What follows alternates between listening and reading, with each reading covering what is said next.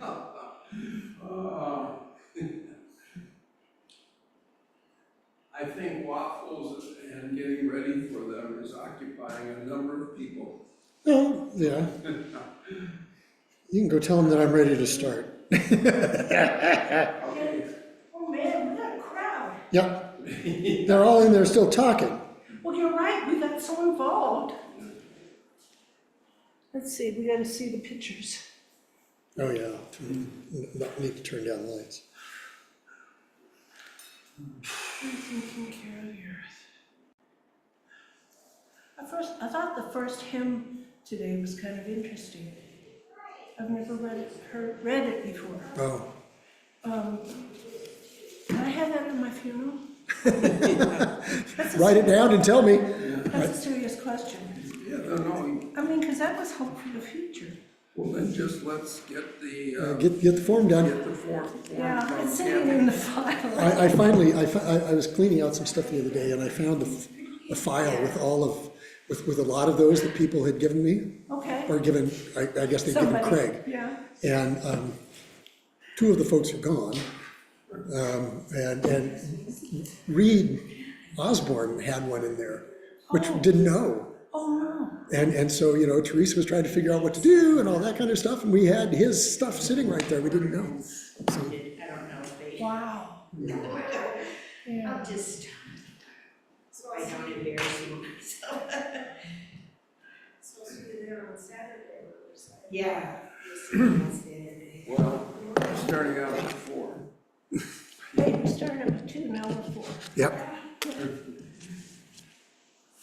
I don't think there was anybody left in the coffee room. No, Mary Need was, Mary Lee would be there. Would be here. Nadine Well, she was there. sitting next to me. Did she say she was coming over? her stuff is still in here, so. Oh, okay. And she's been here for the last couple, Yeah, so. She dressed in. Anyway, I'm gonna get started because I got a lot to do. okay. And it's being recorded, so if anybody wants to go back and, you know, see what they missed, that's fine.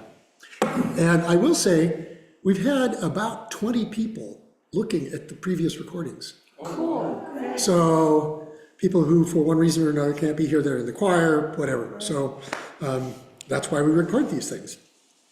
So anyway, I have to start back where we've been, just because it will make things a little less abrupt. So, you know, this is Rethinking Care. Here's Nan, Rethinking Care of the Earth. And, you know, the question has been, what does it mean to be God's stewards of the land or of creation? And what we've talked about, especially last week, is if we take our role as stewards seriously, there are a couple of questions, or a couple of issues. We have been made in God's image, to resemble God and to take charge of what God has given us. And what God gave us was supremely good. You know, I won't say perfect, but certainly supremely good. Perfect is not a word that's in the Hebrew. And then the first question is, therefore might our process of being stewards be an act of praise? All of this in the sort of broader context of praise. And then second, and more to the point that we talked about last week, is do we as stewards hinder or help the rest of creation to praise? So we talked about this a bit. And so what did I see? What did I learn? What did I witness creation doing all by itself? We talked about water, the essential nature of water, and where you can see that and how plants and animals adapt to low water. We talked about how some creatures, in this case the pupfish near Death Valley, how over the course of centuries they've figured out, they've adapted to live in water that's 90 degrees, which most fish can't live in. That's an amazing adaptation. We've seen how plants and animals, in this case it's plants, how they've adapted to different kinds of environments. On your left, this very, very shady environment in redwoods, and on your right, life at the edge of desert kind of environment. We saw how resilient creation is after, in these two cases, after a forest fire on the left or after volcanic eruption on the right, how stuff just comes back. And it's not just windborne plants. Animals are helping bring in things, whether they're burrs that are stuck in their fur or whether they've eaten something and leave the seeds. Animals are helping. We talked about the amazing interplay of pollinators and what would happen if not only the pollinators were gone, but certain of the plants that the pollinators fed on, if they weren't there, the pollinators would have problems, but also the other plants that are dependent on those pollinators. We talked about, or I talked about, wetlands and estuaries, where you see this great mixing of plants and animals, where seawater meets freshwater. And what does that mean? How do plants adapt to those two kinds of things? How do fish or other marine animals make that journey out of a saline water into freshwater?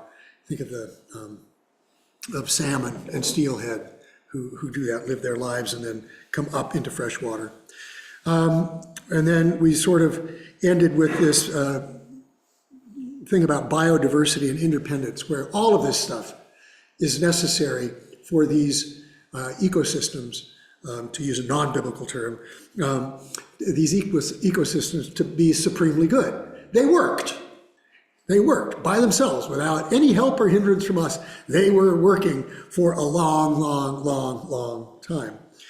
So then my question was, do we, who have impact far greater than any other of these creatures on Earth, what do we do in terms of this creation? And so we talked quickly about how do we hinder them, and we talked about logging and mining, farming or ranching, the impact that we have as tourists. Just go and look-see. What impact does that have? Even if we don't take anything, we're there. We build roads, and roads interrupt avenues or animal trails. Some of you may have seen the thing about a grizzly bear known as 399, who is sort of the patron saint, the living patron saint of the Grand Tetons. 26-year-old mama grizzly bear that people were following every year, waiting to watch her come out of the den with how many cubs, and she would stop traffic and all of this. She was a big, big, big draw and was killed about a month ago on a road. Driver was doing exactly what the driver should do, but we've put these roads through things that animals cross. How do we hinder? We figured out some ways to resolve that, but we talked about invasives, whether they're intentional or unintentional. People bringing things in because they think it would be great to have them there, like largemouth bass, and put them in lakes where they never were before, and they predate on other things that are native and mess up the ecosystem. That was an intentional invasive species. On the other hand, there are unintentional ones where, as the blue slide shows, or the blue photo shows, stuff that comes in on your tire or in your car because you've been someplace else, and it just stays there, and it comes in, drops off, gets washed off, whatever, and messes up the ecosystem. We talked about trash and pollution and toxins, other things that we do, again, intentionally or unintentionally. Fire, whether we're going in and messing things up through arson, or we run power lines through old growth forests or through forests, and a wind comes up and blows a tree down onto the power line. That was an unintentional, kind of sort of short-sighted that we put it in a place where trees could fall over and spark these fires. So some of this is intentional, some of it's unintentional. And then we talked about the effects of climate change, the very fact that our world is getting warmer. So that was where we ended last week, kind of on the downer. You know, we've done all of this stuff, and it's kind of messed things up. And so today I want to turn to the more positive side, and then sort of come back to the issue of praise, and then I want to complexify it, if that's a word. I want to note how it has some of the stuff that I did, read, etc., made things more complicated than it was when I drove out of my driveway on the 23rd of June. Who knew what I was going to find? So what did I witness about human interactions with creation? How do we as humans help creation praise as opposed to hinder? And some of this is, I mean, when we talk about public lands, we talked about we need to be stewards of these lands, how to take care of them, make sure that they're sustained for whatever reason, whether it's for our use or for in perpetuity for the sake of creation itself.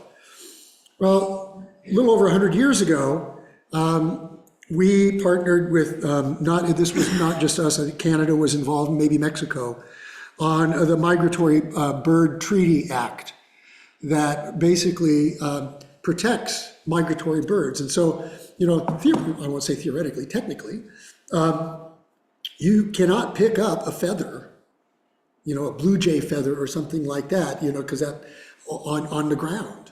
And it's especially the case, of course, you cannot pick up an eagle feather. So we're concerned about migratory birds, and it comes up for renewal every so often. It's still in place, but these birds are not ours. They either breed and in Canada and winter in South America, or vice versa, and they pass through us. They aren't ours, so we have to be engaged in conversations with other governmental agencies and things like that. Well, and the three big things happened under the Nixon administration. And the first one there in 1970 was the establishment of the Environmental Protection Agency. This, of course, coming as some of the fallout about Silent Spring and DDT and all of those kinds of things. We needed to have somebody sort of watch over what was going on with regard to the environment. So here we're helping, we're taking the stuff out, or at least paying attention to what's going into our environment. Like that is the Clean Water Act, 1972. Again, how do we preserve the waters upon which we depend? All of you, we all remember Cuyahoga River on fire. That is now a national park, and it has been restored. So this is a remarkable success story about what happened and how it really sort of occasioned, again, the Clean Water Act, paying attention to what was going on out there. And then in 1973, we had the Endangered Species Act pass. And here I want to talk about a couple of things. One is the Devil's Hole pupfish. I remembered that, or I mentioned that last week as a threat when they were talking about bringing down the water. Well, the Devil's Hole, which is that thing there on the left, was set aside as a national monument in 1952. The hole in the waters. They still haven't found the bottom of this hole. The divers have gone down hundreds of feet and haven't gotten to the bottom of it. So it was set aside as a national monument, and it implicitly included preservation of adequate groundwater to maintain the value of the pool and its fauna.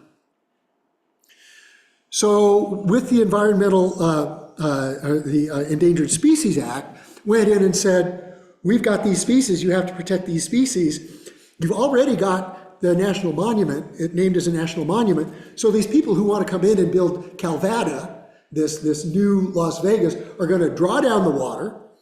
That's going to violate the national monument, and it's going to eliminate this species.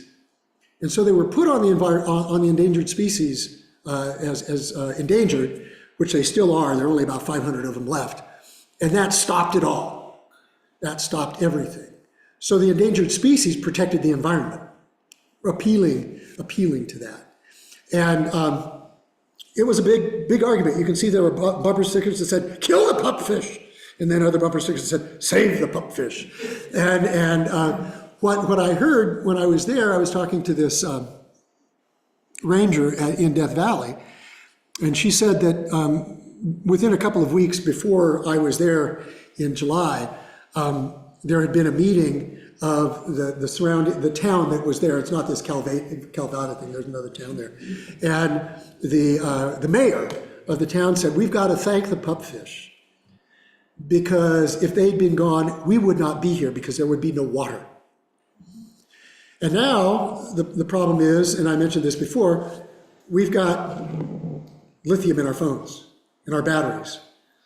And they want to dig and mine lithium all around Death Valley. So there's some saving there. There is still threat. On the right-hand side of the slide, you see the migratory route of that little bird down there, the Wilson's phalarope. It breeds up in Alaska and northern Canada, and it summers down in South America.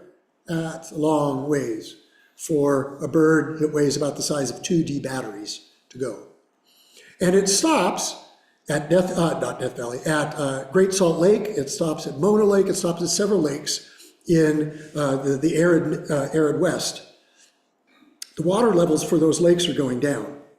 The salinity is increasing, which is changing the kinds of stuff that can live there. These birds have no place to stop anymore.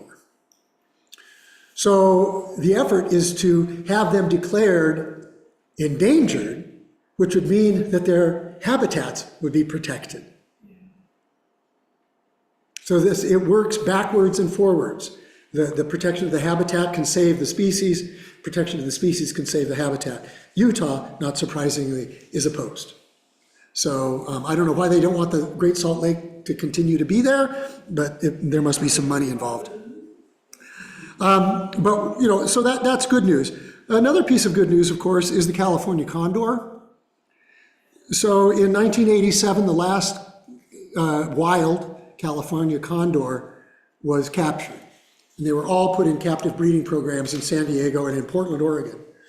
And then in 1996, so, a few years later, they started reintroducing them. Mostly always in places where they were native, where they had been established. And so the photo on the right is one that I took at Navajo Bridge, where I actually got to see 4 of these guys, these condors that had been released there in 2007. This is a screen of a program that's used internationally. It's called eBird, and birders record their sightings and where they are and and it goes to this huge computer in Ithaca, New York, at Cornell Laboratory of Ornithology. And so the data is incredible. These are my 2 sightings of the California condor.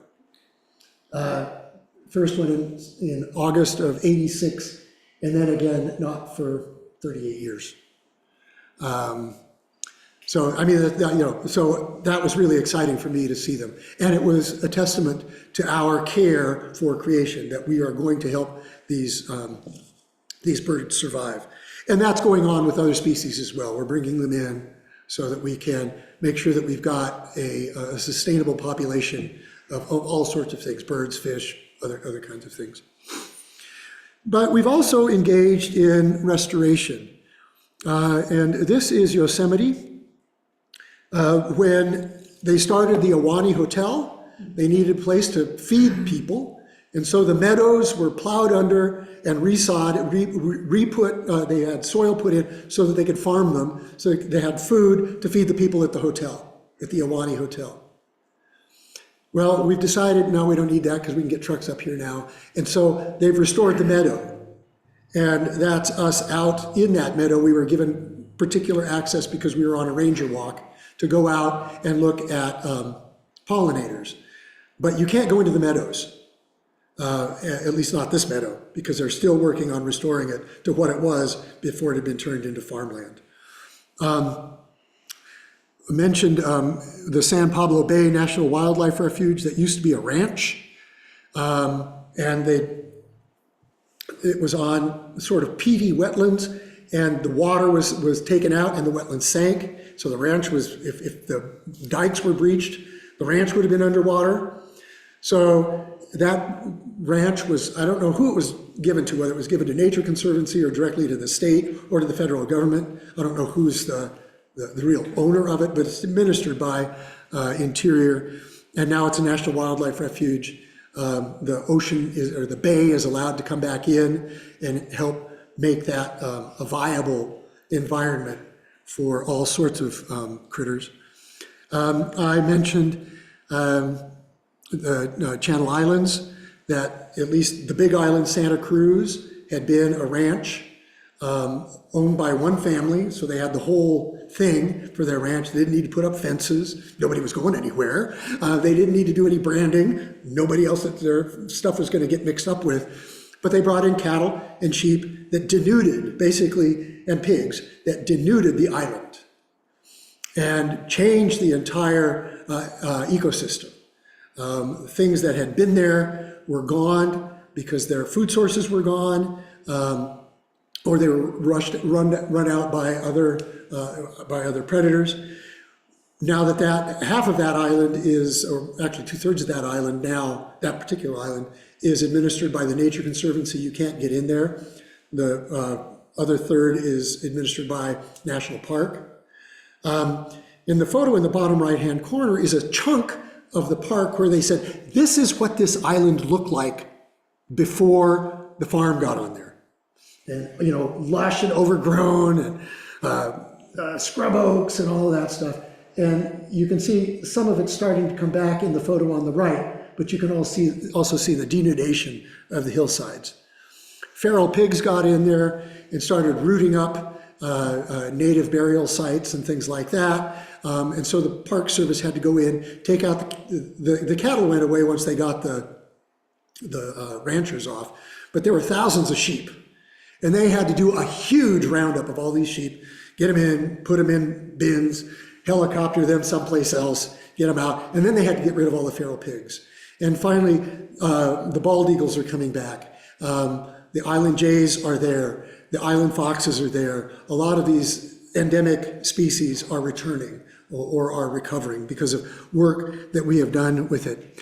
And then another one, I don't have a slide for it because I didn't go. Well, I was there, but I didn't take a picture, is we're taking out dams. Dams that a podcast I heard, I think it was yesterday or the day before, called them deadbeat dams. They're just there. They're not doing anything. They were built for a certain purpose. They've outlived their purpose. They're not doing anything except interrupting the way the steelhead and salmon can get up to their spawning grounds.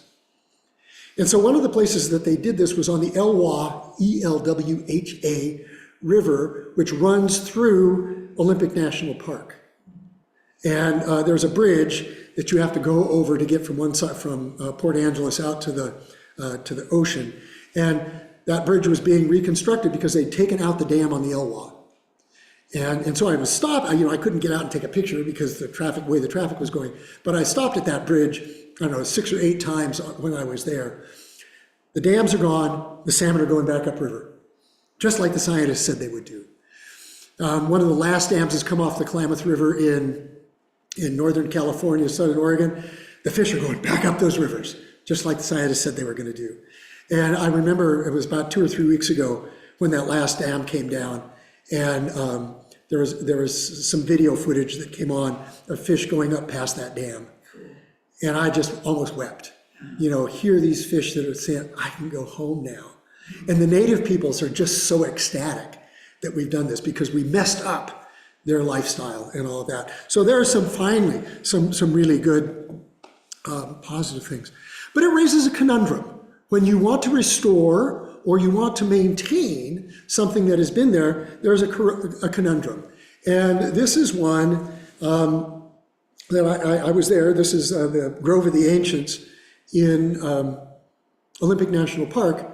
And in a lot of the Pacific Northwest, there is a small owl, the northern spotted owl. And it's there, it's been there for a long, long time. It has slowed down logging because it was declared threatened and or endangered. So But, in the park, this is not a problem. They're not worried about logging or anything like that. What's happened, and nobody's quite sure why this is the case, but the speculation is that it's climate change having an effect on another owl's habitat, the barred owl, and the barred owl is moving west and moving into places like Olympic National Forest and Olympic National Park. Nobody's introducing them. They're coming in there on their own steam. This is a natural process, right? What do you do with this owl that is driving out the northern spotted owl that's in danger? We're not doing anything unless it's climate change. Nobody's really sure. So what do? And so after lots of debate, and this is still highly contentious, we're going in to these places in the Northwest and we're killing barred owls.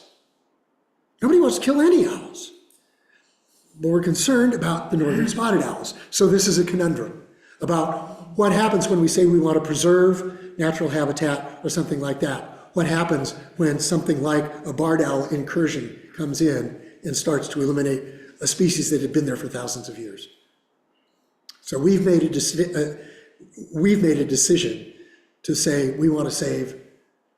The barred owls are not a problem. There are a lot of them all over the East. They're not endangered at all. So that was part of so it's not easy. So, we are doing things. We are legislatively endangered species, those kinds of things. We're doing captive breeding. We're doing restoration. So I would say that there is hope. And where I saw actually a lot of hope was in kids programming.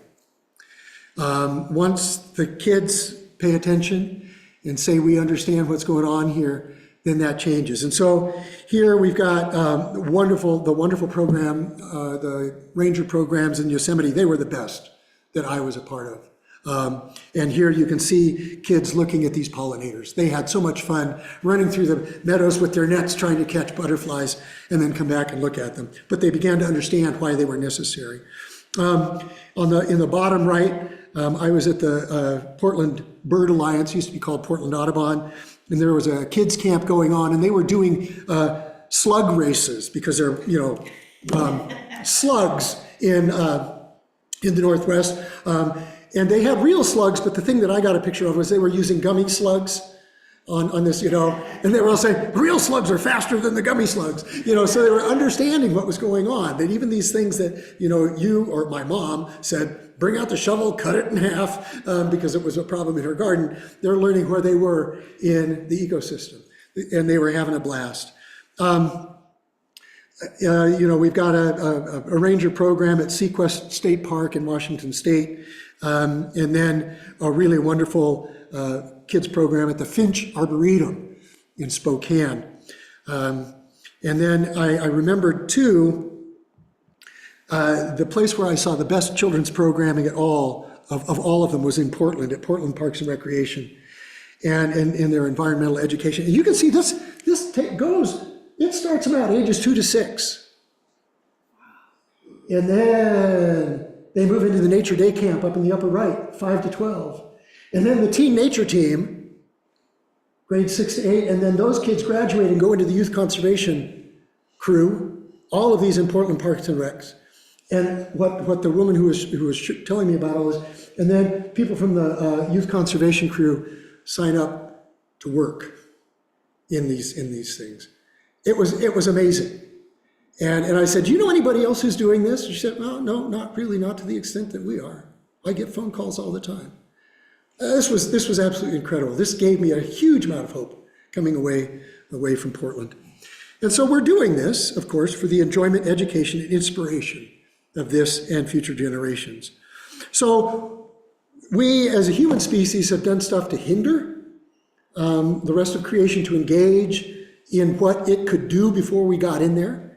And we've done stuff to rectify some of the errors that we've made, and also address some other ones that we're not so sure about the cause. For example, the barred owl coming in to the Northwest, or the effects of natural caused fires. We've done stuff to mitigate that, and tried to do it in responsible way.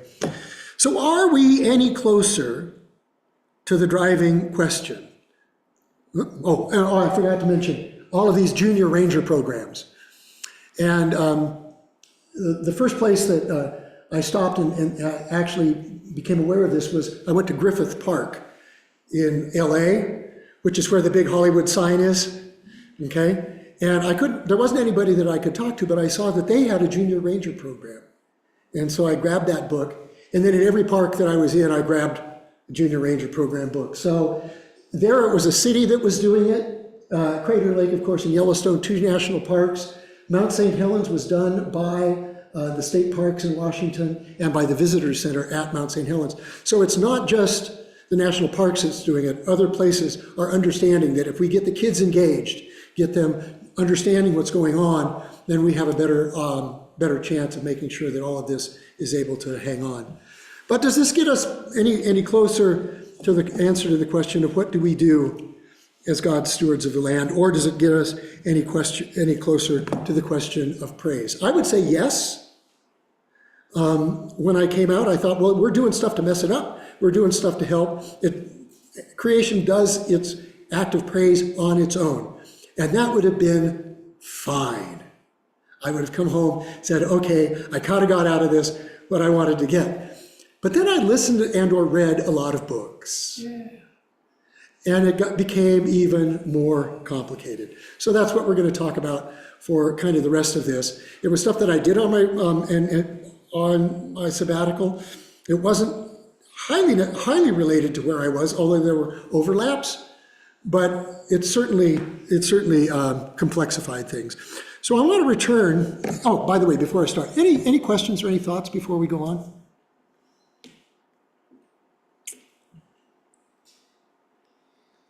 Mary, and then Mike. Mary? I remember hearing someone say that, we have such a poor grasp of how complicated it really is that any intervention we make Yeah. is likely to cause trouble. Yeah. That's the complexity of it, isn't it? Yeah. Mike? I hope one thing you might talk about is the role of churches in stewarding the land. I don't know what role the Episcopal Church plays. I mean, I have some sense that that's an issue for the national church. I don't know exactly how you see Good Shepherd playing stewardship. Yeah, that's a really good question. Some churches, I don't want to spend a lot of time on this, but I can come back to it at another time. We do have a creation care sort of office at the national church level. I'm on the creation care task force for this diocese, and we're trying to do education and things like that. And we will do things, and then individual congregations will take them back to what's appropriate for their place. So, some places, because it works where they are in the state and their environment, they may do beekeeping. So we're supporting pollinators and doing all of that with the declining population of bees. They may do solar power to get them off the grid. There may be, like I say, there may be different things at different churches. Some churches, and we've gotten there a little bit once it became easier for us to recycle. When I first got here, our garbage system, we couldn't recycle. And so now we've got that capacity. So it's a variety of things that are happening. In some places, there is what used to be called, you'll remember this coming from the Bay Area, it was called Interfaith Power and Light, this sort of group that was very concerned about energy use. And now it's spun out into various state level powers and light. We had one here, we don't anymore. So that's an interfaith ecumenical organization of creation care. So it's different in different places, as you might expect. And again, given the energy that each congregation might have about that. So that's a good question. So to return then to the question of praise, I want to go back to my theory. We bring who and what we are as parts of creation to the act of praising. Our intellect and skills, our physical abilities and attributes, our emotions, all that we have, we give glory to that which or who is greater than we, which or who brought us into being. That's the thing about how humans praise, and then how other earthly beings do the same, bringing what they have to honor or to glorify God. So how do they do that? And so some of it is just by being beautiful. But we seem to think that we as humans are so much superior to a lot of other things. As the language is, of course, that old language of man as the measure of all things. We'll compare everything to us, right? So I'm going to run real quickly through a bunch of this stuff. So how are we different? How are we different from non-human beings? We used to say, well, it's because we recognize ourselves. This is an old experiment called the rouge test. They would take babies and put a dot of rouge on their forehead or on their nose and put them in front of a mirror and see how the baby responded. If the baby reached to its face and started rubbing it off, it would realize that it was seeing itself and it didn't look right. So they were saying, well, self-recognition, we know who we are. Well, they found out that dolphins and a bunch of other animals can do this too. So that one's gone. What about tool use? You used to remember that we thought tool use, that marked us. Well, Jane Goodall messed all of that up with her chimps and sticks and using sticks to pull out ants. That's tool use. We've got folks who have found out that crows, how intelligent crows are. This is an experiment where a crow needs to go through 8 separate steps to get to its food. It needs to construct stuff. It's seen all of those steps before, but never all 8 together. And it has to figure out which order to do these to get, and they figured it out. These crows have figured it out like in 2 minutes. Much faster than 4 or 5-year-olds. So there's that. And then this one, I just because it's so good. The octopus is widely regarded as the world's smartest invertebrate, and now a new study adds evidence to that claim. In the December 15th issue of Current Biology, scientists report a case of remarkable tool use in the veined octopus.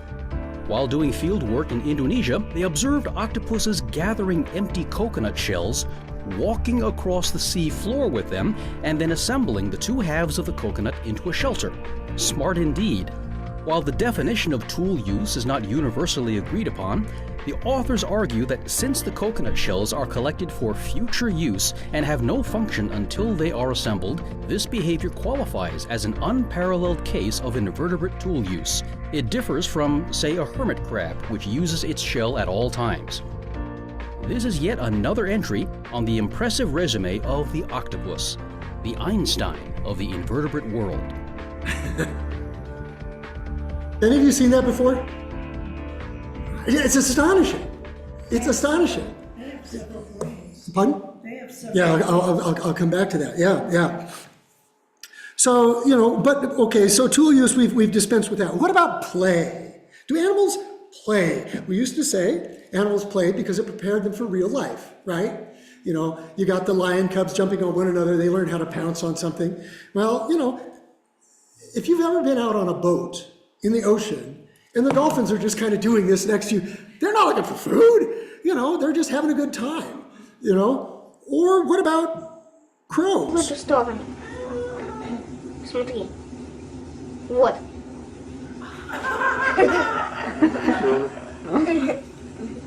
С горки катается. Она нас, наверное, дразнит. Балует. Интересно, в какую сторону она сейчас едет? Ту. Нет. Она вообще не едется что-то вот. Здрава. We learned that without the snow, it doesn't work, right? Now, what's the utility of that? Is that going to help that crow feed? No, Клювом. he's just having a good time. Вот это сюда. Just having a good time. So, is play. is play. Well, then we got a little bit more sophisticated, and we started saying, we're going to look at brains. Brain size was usually the big one. You can see where the human brain is over there in the upper left, and the elephant brain bigger. Well, no, yeah. Dolphin brain is pretty doggone big, So we started thinking about brain size, but then that didn't work, and they thought about relative to body mass. Well, of course, an elephant's got to have a big brain because an elephant has a big body. A hummingbird has to have a little brain because it has a little body. So they started paying attention to brain size, and then they started paying attention to brain configuration. These are all primates, and you can see that the colors are almost all the same because primates have the same kind of brain. We have a frontal lobe. Well, non-human animals don't have a frontal lobe. But they function in a lot of the same ways. It's just that they're happening in a different part of the brain. But if we're saying that to be intelligent, you have to have a brain that looks like ours, is short-sighted, anthrocentric, okay? So then we started doing something a little bit more detailed. We started at looking not just at the brains, but at the neurons in the brains. Those things that transmit information, help us think, and all of that. Human brains have 86 billion, with a B, neurons. 86 billion, by far the most of any creature, all right? Going back to the octopus. The octopus has 10,000, only 10,000, per sucker. Per sucker. Which means that they have about 500 million. Which is about the same as a dog. And as Bev mentioned, basically each tentacle has a brain. There is no central brain that conducts all of these. They all can work independently, and they've done lots of experiments. There's a lot of anecdotes about all of this, that they'll work independently. It's absolutely astonishing.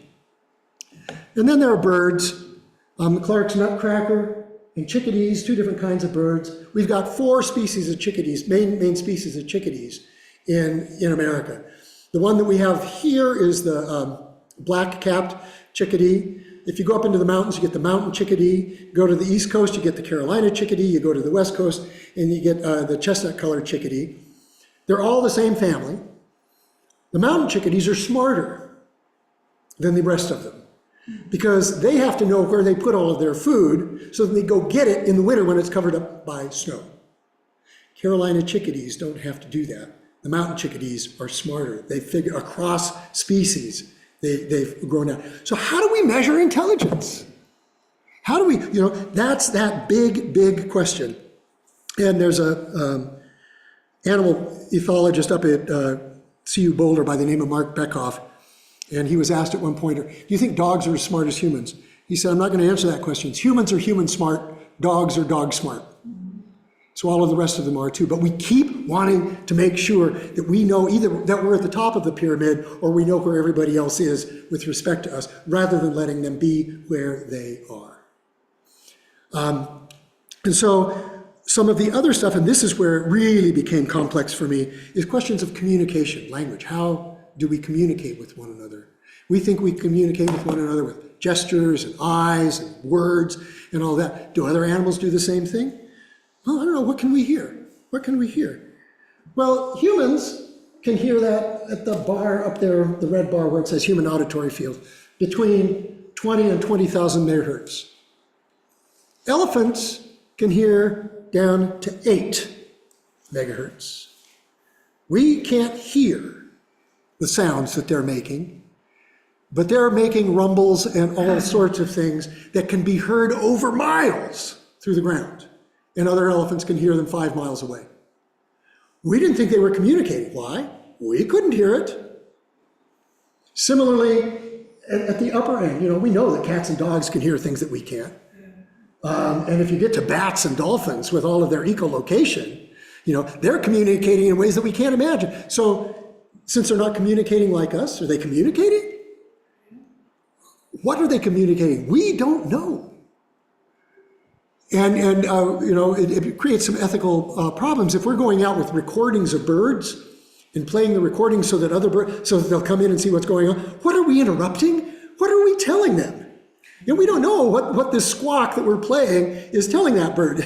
Saying, come here, I'm available, or I'm taking over your territory, or there's a predator. We don't know, but we're interrupting something. So that's a problem for bird watchers. Elephant song spans 10 octaves, and there are only 7 on a piano. From subsonic rumbles to trumpets, their rumbles are too low frequency for us to hear, but they can go across the ground several miles. And so what do we communicate? We've got words, and maybe gestures and eyes and facial expressions.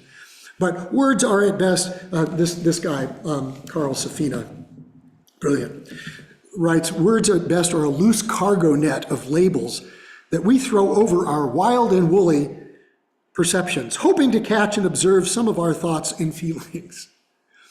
Watch elephants communicating and they seem masters of subtlety. Everything that they do, from tearing to the noises that they make, they're communicating. We just don't get it. And so we tend to discount it. Orcas, they use clicks, whistles, and calls that we can't understand. But they can. And along the Northwest, in British Columbia and Washington, there are 3 or 4 distinct populations of orcas. And they can communicate really well with each other, but they refuse to communicate with ones that are not them. So there are orcas up there that eat fish, and there are orcas up there that eat mammals. They will not associate with one another. They do not talk to each other. So they've got culture going on as well, which used to also be one of those things that we would talk about distinguishing us from non-human animals. But, and so they've got their own culture. But what can we see? You can see there our visible spectrum. Well, birds can see ultraviolet and other things, so they can see things that we can't see. So down on the bottom left or bottom right, you see what we can see of this bird and what they can see. So how does that have an effect on where we think we are or where they are on the evolutionary or the spectrum of creation? Just sort of mind-blowing when you start to tease some of this out. It begins to sort of shake you up. These are macaws. Why are they beautiful? You would think if they're sitting in a tree, that's not going to help them hide. No. And what the researchers have done is said, basically that's to attract a mate. And what this research, and it was, again, the same guy, Carl Safina, he points out that it's the females that are driving this whole process. They're the ones that are making the choice for what the males are going to look like. They're doing the selection. So they're driving the male's haberdashery. It just, absolutely, what do we do with all of that? Just is mind-blowing. I'm going to skip this next one and get to this, just in the interest of time. What is sentience?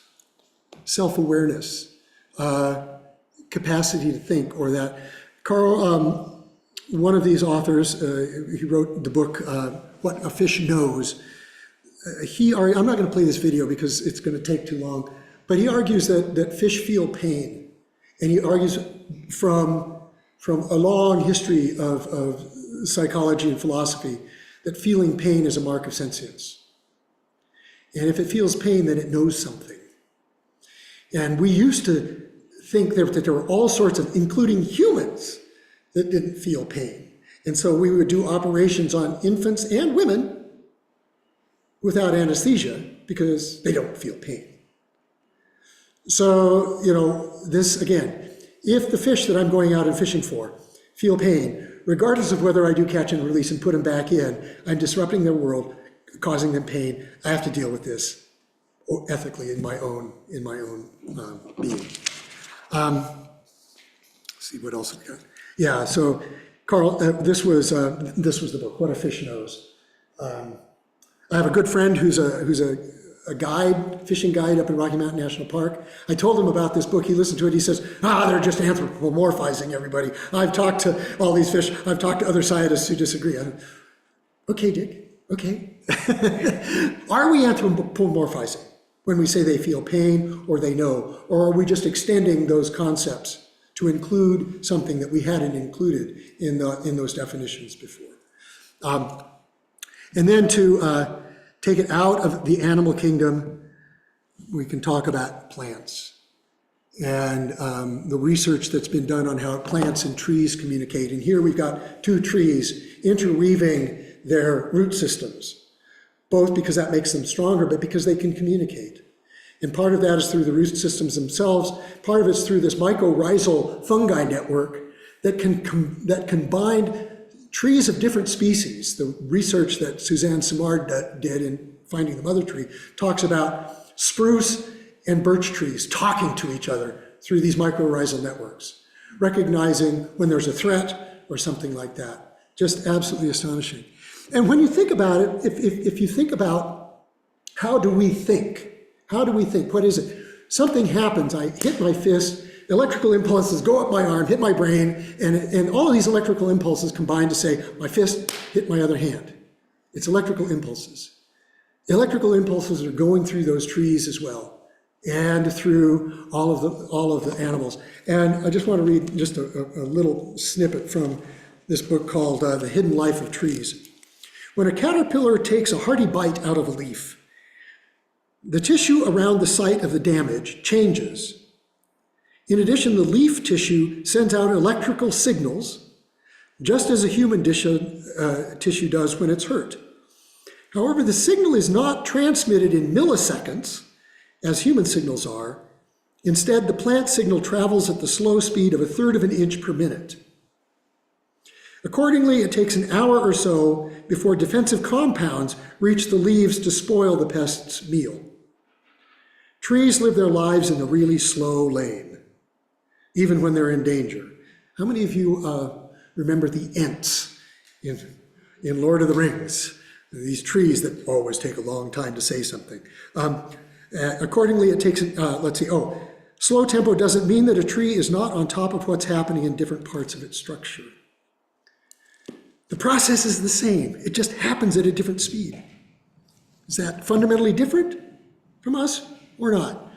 I was going to do this, but I don't have time. So, the question is, what does sentience have to do with praise? This is where it really became complex for me as I began to end my 7 weeks on the road, thinking through all of these things, whether it's orcas or wolves. You take out the alpha wolf and that pod crumbles, because that wolf knows where to go when there's a problem with drought or something like that. That wolf has been around long enough to know, well, we'll go over here and eat.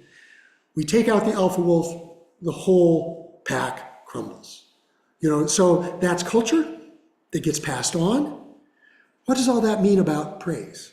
What does that mean about our responsibility? Our responsibility, even if we want to say we're at the peak of creation, what does that say about our responsibility to the rest of it?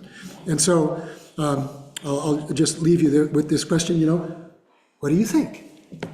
What do you think? We've got 3 minutes or 4. It occurred to me when you're talking about how slow trees move, in relation to life. I mean, we joke about human years and dog years. Well, if you looked at human years and tree years, maybe they think faster than we do. Yep, exactly. When you think about sequoias or Joshua trees that are 2,000 years old, and we scratch our heads. The time frame that we operate under is our time frame. I mean, that's okay. And some of these researchers on octopuses, and it's octopuses, okay? Because octopus is Greek, And if you were to say octopi, that takes a Greek word and Latinizes it. It makes him busy too. Yeah. So, but thinking about these, they only live like 3.5 years. They've got this really complex neural system, and they only live like 3 years. Well, anyway, it just So yeah, we live a relatively short amount of time, but it's a lot longer than a flower or an octopus. But it's not as long as a sequoia. And where do we see ourselves? Can we continue to say we're at the center of everything? We can measure everything, but we can't assume that because we're the measure that we're the superior. We're just different. And what does that mean? Any other thoughts or questions? I've got one last quote I want to read for you. So yeah. I've always thought of recycling, and then I thought, I do my part, I try and get my garbage, but then I see like large dumpsters in front of a person's house because they're renovating their kitchen because they don't like the color of the cabinets or something. And I always think, how can we change like people to appreciate like what is, instead of like, it's almost like home decor has become fashionable, just like fast fashion and clothes that don't stand up to the test of time. And I think that is really ignored by the recycling movement, and I'd like to see that change. Yeah, there's a huge cultural change that needs to happen in that regard. The number of emails I get telling me that I need to do something that's going to make my life better or prettier or whatever, hitting the delete key a lot. I don't need all of that. We don't need that. I want to close with this one quotation, and again, this is from this guy named Carl Safina. If I forgot to bring him in, but I've got a book list of all of the things that I read in every place that I visited. If you want one, just let me know. But at the end of this book, when he does all of this work on how animals think and feel, and in this book he talks about elephants and wolves and things like that, he concludes this way. The different species are like people who knew each other in high school, but have since gone on to different lives and livelihoods. Lots in common, common roots, a bond, perhaps neglected. We are all so similar under the skin, 4 limbs, same bones, same organs, same origins, and lots of shared history. And between first breath and final gasp, we endeavor toward a common quest, to live, to raise our young, to find space enough for our lives, to survive the confronting dangers, to do what it takes to the best of our abilities to live out the mystery and opportunity of finding ourselves somehow in existence. And I thought, that's a place to end, because trying to figure all that out is also, I think, related to the question of praise and what we do and what they do. So there was more, obviously, that I could have done, but I have to leave it there. So anyway, thank you all. Thank you. Thank you. And somebody said, you should do a book group. Well, I said, you pick the book and we'll do a book group. I read too many.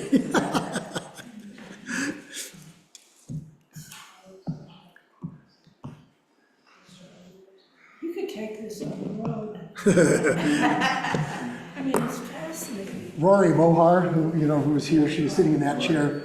She texted me, she said, you should figure out how to take this to schools to get kids. And I said, that wasn't what I was thinking about. Oh, this is a college course. Well, yeah, it was a graduate seminar for me. Yeah. So,